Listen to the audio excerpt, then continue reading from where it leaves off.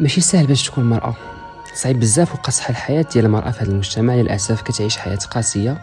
ما جيتش كنهضر حيت أنا مرأة أو حيت كنحس بها، ولكن حيت عشت مع نساء في أغلب الفترات ديال حياتي وكنت قريب منهم بزاف لدرجة شفت الألم والمعاناة اللي كدوز عليهم طوال هاد السنين ديال حياتهم. بغيت نوريكم ولو باختصار شنو كيدوز عليهم وكيفاش كدوز حياتهم. البنت أول مرة كتولد كتكون منبوذة، داك الحيوان الأب كيتشكى على جات بنت وماشي ولد، عارفين أنها تيمبقاش بزاف ولكن كاين باقي في شحال من بلاصه باقي هذه القضيه، كأن البنت راه ناقصه راه فيها شي عيب.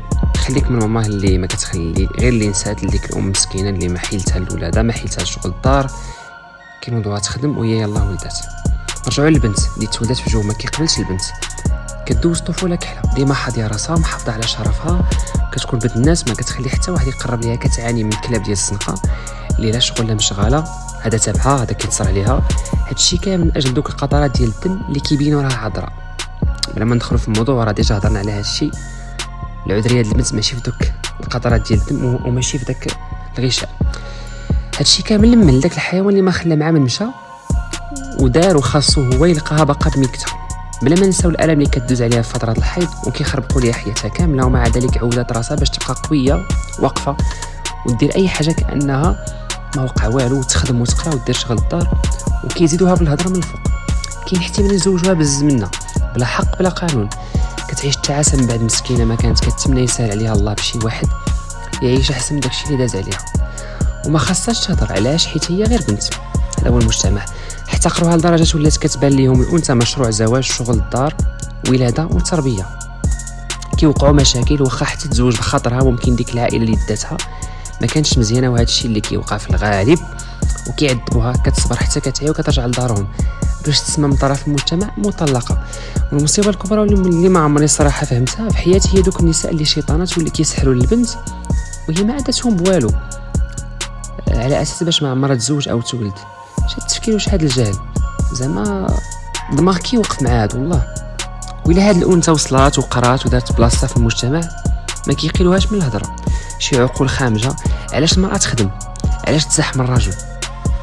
وكون هي الكلاب وهاد الكلمه قليله في حقكم، عطيتوها قيمه تستحقها وحطيتوها فوق راسكم وحميتوها، ما كانتش غتخرج تدافع على راسها نهائيا. كون ما كانش الذكر ملي كيتزوج كيحرم مراته من اي حاجه ما كيشري لها والو، كيمرضها على فلوس الحمام، كيتهلا في والديه وهي حاسبه خدامه عنده يدير فيها ما بغا، حرمها من جميع حقوق الحياه الطبيعيه. وزعما هاد الانثى كرهات حتى هي تجمع وليداتها حداها وتربيهم وتعلمهم. علاش دارت بلاصتها في المجتمع؟ حيت انت ايها الذكر ما احترمتيهاش في الاول، ما عاملتيهاش كيف خاصك تعاملها. في جميع الميادين محقوره ومغلوبه على امرها. فين هذا الحق وفين هذا القانون اللي غينصفها في بلادها وكتعامل معامله حيوانيه ملي الذكر كيضربها وتمشي تشكي؟ لا حق جيب لينا الشهود. واش من نيتكم؟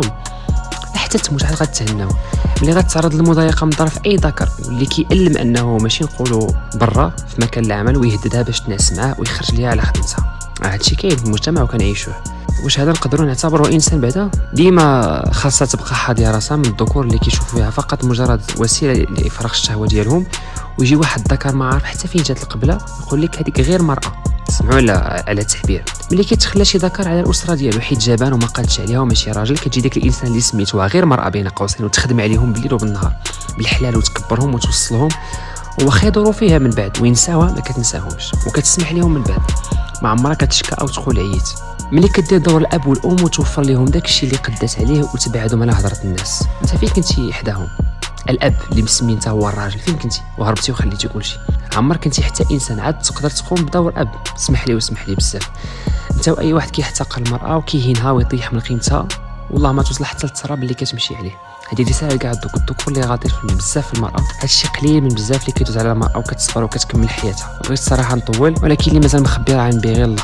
اذا صعيب بزاف انك تكون مرأة وتكوني مرأة في مجتمع عربي وفي المغرب. واخوتي رخفوا شويه على النساء، رخفوا عليهم شويه وشوفوا حياتكم. السلام عليكم.